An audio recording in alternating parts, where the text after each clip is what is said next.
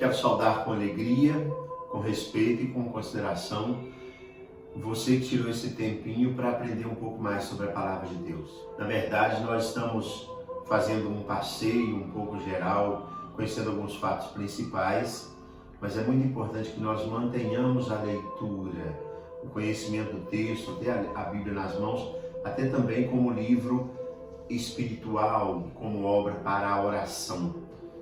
O nome desse quadro, desse caminho que nós estamos fazendo é a Palavra de Deus, que é Espírito e Vida. Ela fala sobre a vida de um povo, mas sobre o quanto a espiritualidade foi importante na vida desse povo. Aliás, isso é o que fica mais evidente nesse trecho dos livros históricos que nós estamos conhecendo.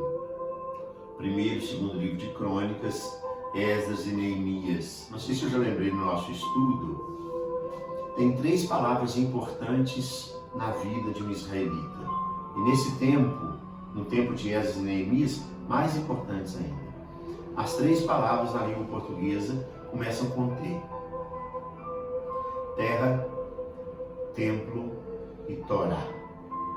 A terra foi prometida por Deus. O templo, lugar da habitação de Deus. A Torá, a lei de Deus. Um ensinamento de Deus para a vida daquele povo de Israel. Esdras e Neemias representam os restauradores desse coração da vida de Israel. Esdras, que trabalhava cuidando dos negócios judaicos na corte do rei Artaxerxes, e Neemias, que era copeiro do rei Artaxerxes. Como eu dizia no vídeo anterior, Esdras chega numa caravana em Jerusalém com um objetivo claro. Ele traz um documento chamado A Lei do Rei, que lhe dá o poder de, vamos dizer, entre aspas, impor a lei judaica sobre a vida do povo. Ele que tratará, por exemplo, como é que vai ficar a história dos casamentos mistos, os casamentos dos judeus com os estrangeiros que chegavam em Jerusalém, que povoavam aquelas terras também. Ele vem com esse documento pego exatamente de Artaxerxes, o rei que ele trabalhava na corte para ele. Do outro lado vem Neemias também. Neemias era copeiro na corte, depois será feito governador na Judéia. Neemias vem com um documento que lhe dá autorização para repovoar a cidade de Jerusalém. Só que para isso precisava reconstruir as muralhas da cidade.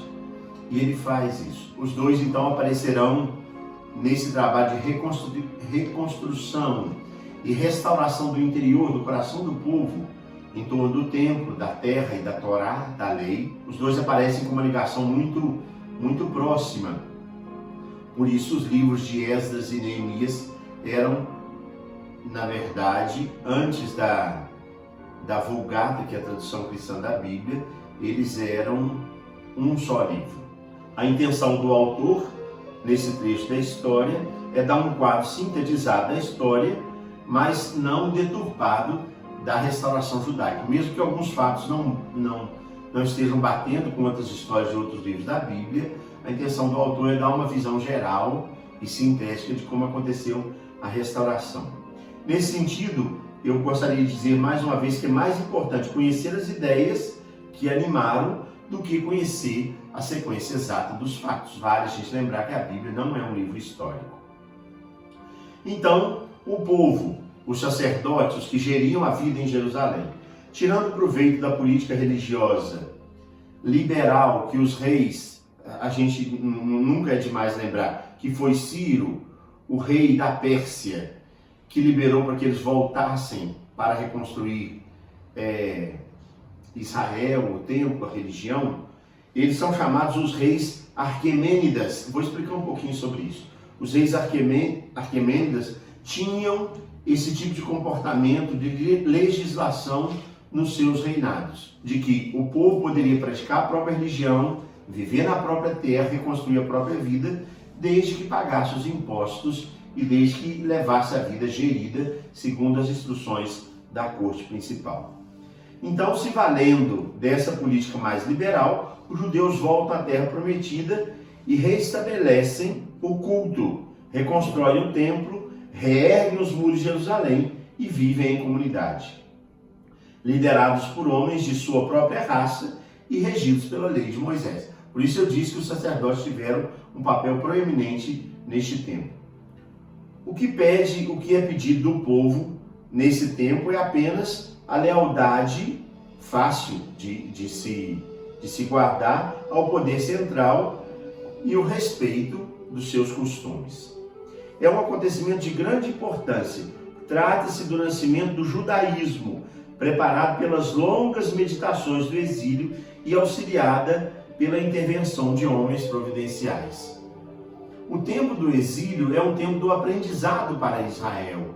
O tempo do desafio, da dificuldade, é o tempo da reflexão e do pensamento de como retomar a vida quando ela estiver totalmente nas nossas mãos, sob o nosso poder. Israel aprende muitas coisas, entre elas o respeito à lei de Deus, a força da espiritualidade da religião, o amor à própria terra e o trabalho comunitário. Quem sabe esse tipo de sentimento, de comportamento, de escolha, sirva também para a nossa vida e naquilo que a gente está vivendo atualmente. Eu falei agora há pouco de dinastia Aquemênida. O que foi isso? Os Aquemênidas são chamados os membros da dinastia que foi fundada pelo rei Aquemenes, rei da Pérsia, no século 7 a.C., na área hoje, onde fica o Irã. E a partir de Aquemenes, esse que fundou essa dinastia, os reis que vieram seguindo os mesmos ideais. Por isso eu dizia, a política liberal que dá ao povo o direito de viver na sua própria terra, desde que eles mantenham uma determinada lealdade. Depois de Zorobabel, que reconstruiu o templo, na verdade, a gente percebe aqui que ficou um débito com Esdras e Neemias sobre essa reconstrução do templo, porque eles foram os verdadeiros pioneiros dessa restauração. Depois de Zorobabel, que reconstruiu o templo, cujos títulos messiânicos reconhecidos por Ageu e Zacarias, o cronista faz um determinado silêncio. Nesse silêncio que aparece o débito com Neemias e com Esdras. Zorobabel é reconhecido por esses dois profetas que eu citei. Lá em Ageu 2, 23, ele é chamado de selo de Deus. E em Zacarias 6, 12, o germe de Deus. Por quê? Porque ele reconstruiu a lei, ou o exercício da lei, a vivência da lei religiosa, e porque ele reconstruiu o templo. Mas na verdade os pioneiros são Esdras e Neemias. Esdras é de fato o pai do judaísmo, com suas 3 ideias essenciais: a raça eleita, o templo e a lei. É Esdras que resgata isso na vida do povo. A sua fé ardente e a necessidade de salvaguardar a comunidade renascente explicam a dureza das suas reformas. Carregava em si uma grande responsabilidade. Mas o judaísmo tardio vai reconhecer Esdras como um grande pai do povo judaico. Esdras será chamado o patrono dos escribas e a sua figura foi sempre crescendo na tradição judaica. Neemias, que se pôs a serviço das mesmas ideias, agiu num outro plano, na Jerusalém restaurada por ele e repovoada. Ele dá ao seu povo a possibilidade e o gosto de uma vida nacional. Neemias ajuda a resgatar dentro das pessoas a crença de que a nação podia se recompor, se reconstituir e podia ser um povo organizado e forte. Neemias é sensível, humano, disposto a se arriscar pessoalmente, mas prudente e reflexivo. Apoiado em Deus, a quem reza com frequência, e Neemias deixou uma grande recordação. O livro de Ben-Sirac é chamado de Eclesiástico, e acho que nunca é demais lembrar, esse livro não existe nas Bíblias protestantes. O livro de Ben-Sirac, o Eclesiástico, canta o elogio daquele que reergueu para nós as muralhas que estavam em ruínas. Isso está em Eclesiástico 49, 13, falando de Neemias. O cronista então vê aqui uma realização do ideal teocrático, o ideal da ação de Deus na vida, que ele tinha anunciado no livro de Crônicas. Embora vendo uma realização imperfeita das promessas, com honrada lealdade, respeita o silêncio divino quanto à esperança messiânica. Claro que o cronista, olhando a história do povo de Israel, percebe que aquele não era o melhor povo, o povo mais santo, nem a vida mais reta. Mas ele enxerga que Deus está agindo e cumprirá a promessa de trazer o Messias, de oferecer para aquela nação um ungido. E aí ele respeita e narra a história acreditando nisso. Ele escreve em meados do século IV e do século III. Lembra que eu dizia que a gente conta os anos de cima para baixo? Então, em meados do século IV e III, antes da nossa era. Esse período é muito mal conhecido por nós. É o período em que a comunidade de Jerusalém, voltada para si mesma, se reconstrói e se reconstrói em silêncio e cresce no aprofundamento espiritual. Esse aprofundamento espiritual será essencial para que a nação se fortifique, para que ela tenha um lugar de proeminência e de reconhecimento diante dos povos. Vejam que todas as vezes que aconteceu o exílio, a queda e a derrota em Israel, isso foi acompanhado sempre da perda da religiosidade, do sentido de vida comunitária, do descumprimento da lei de Deus.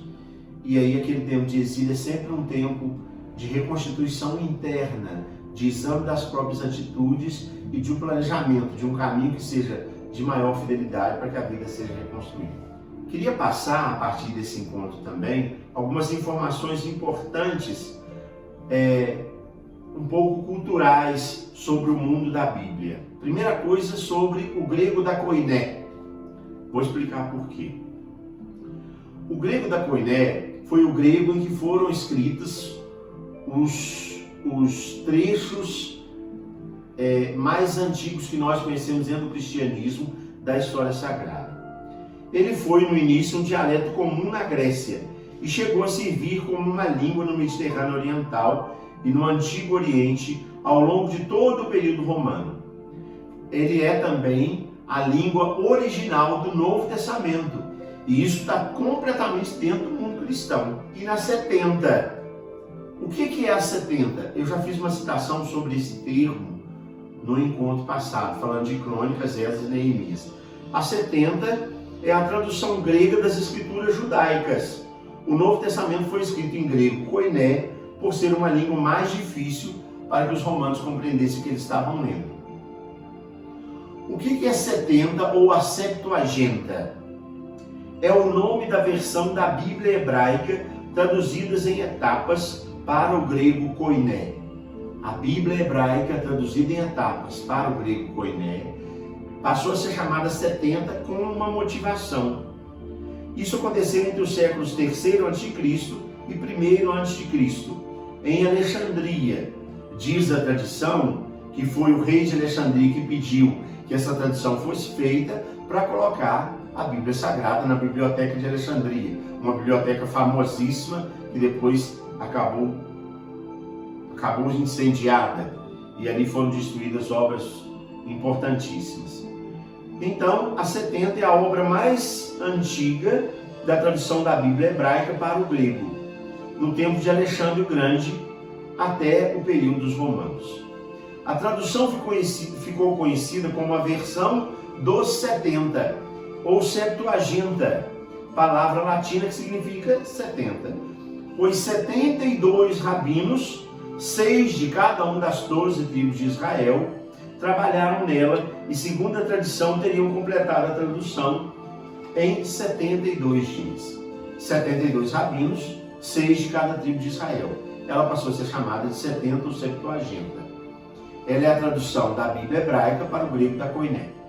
A Septuaginta, desde o século I, é a versão clássica da Bíblia hebraica para os cristãos de língua grega e foi usada como base para diversas traduções da Bíblia.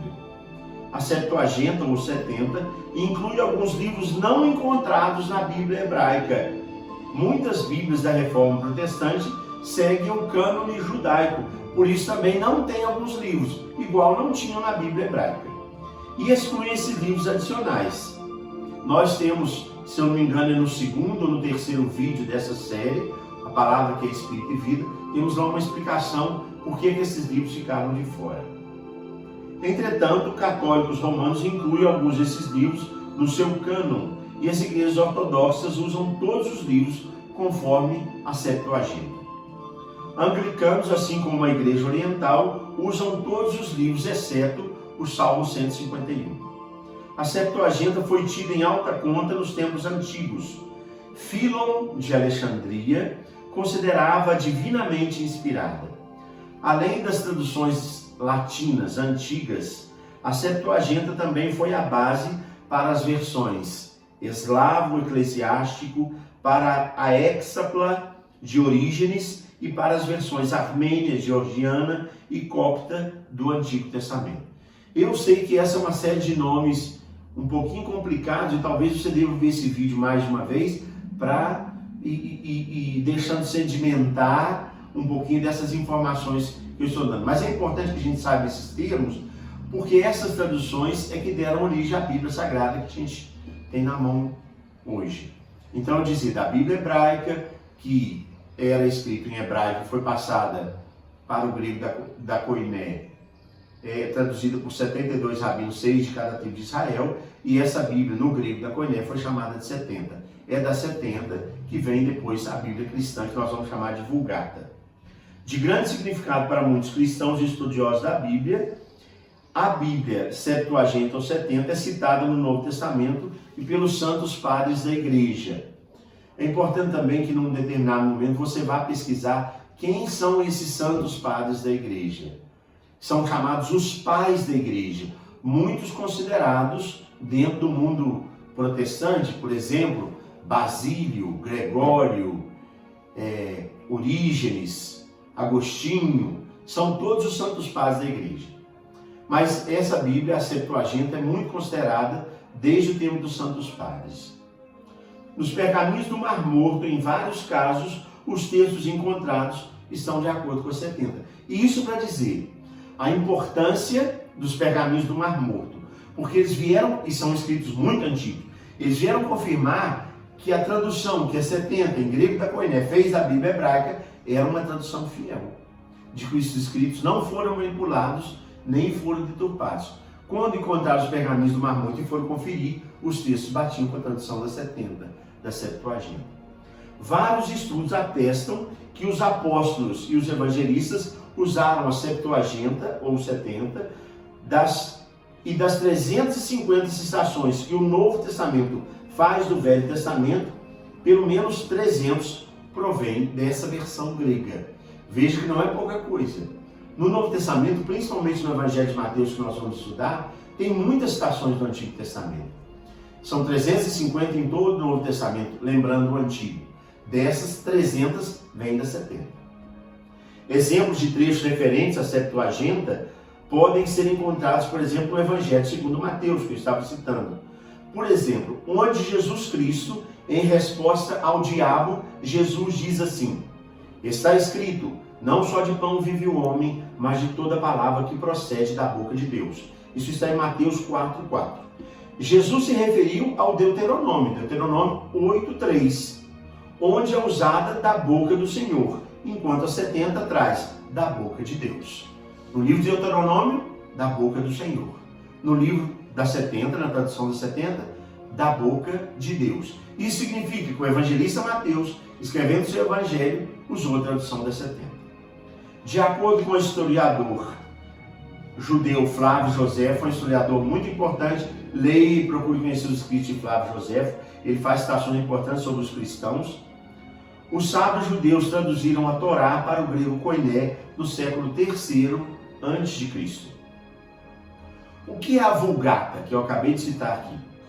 No sentido corrente, Vulgata é a tradução para o latim da Bíblia. Veja que ela foi traduzida do hebraico para o grego da Koiné e agora é traduzida para o latim. Escrita entre fins do século IV e início do século V, por São Jerônimo, já na nossa era. Veja que agora, naquelas datas antigas, passa, por exemplo, de 3 para 2, de 2 para 1. Agora nós estamos passando de 4 para 5. É já na nossa era. São Jerônimo faz essa tradução. É o período do Papa Damaso I, que foi usado pela Igreja Cristã e ainda é muito respeitada, a Vulgata. Nos seus primeiros séculos, a Igreja se serviu, sobretudo, da língua grega. Foi nesta língua que foi escrito todo o Novo Testamento, incluindo a Carta aos Romanos de São Paulo, bem como muitos escritos cristãos dos séculos seguintes. No século IV, a situação já havia mudado, e é então que o importante biblista São Jerônimo traduz pelo menos o Antigo Testamento para o latim. A Vulgata foi produzida para ser a mais exata e mais fácil de compreender do que as traduções predecessoras. Foi a primeira e por séculos a única versão da Bíblia que trouxe o Velho Testamento diretamente do hebraico e não da tradução grega traduzida como Septuaginta ou 70. Aqui o estudo está se referindo e frisando que o Antigo Testamento foi traduzido da versão hebraica e o Novo Testamento foi escrito no grego da Koiné, e considera, dentro do Novo Testamento, várias citações do Antigo Testamento da 70, da Septuaginta. No Novo Testamento, São Jerônimo selecionou e revisou textos. Chama-se, pois, Vulgata a essa versão latina da Bíblia, que foi usada pela Igreja Católica Romana durante muitos séculos. E ainda ela é a fonte para diversas traduções. Um outro termo que eu usei, e eu vou finalizar esse nosso encontro de hoje, falando sobre isso, é o texto massorético, que é o texto do hebraico da Bíblia, utilizado como a versão universal da Tanakh. Tanakh é o conjunto principal de livros sagrados, sendo o mais próximo do que se pode chamar de Bíblia judaica. É formada pelas palavras Torá, Nevim e Keturim. Esse conjunto de livros é a Tanakh, e o texto massorético é o texto hebraico da Bíblia judaica. A Tanakh é também a fonte de tradução para o Antigo Testamento da Bíblia cristã, inicialmente pelos protestantes e modernamente também pelos tradutores católicos. Em torno do século VI, um grupo competente de escribas judeus teve por missão reunir os textos considerados inspirados por Deus, utilizados em toda a comunidade hebraica, em um único escrito. Esse grupo recebeu o nome de Escola de Massorá. Os massoretas escreveram a Bíblia de Massorá, examinando e comparando todos os manuscritos bíblicos conhecidos naquela época.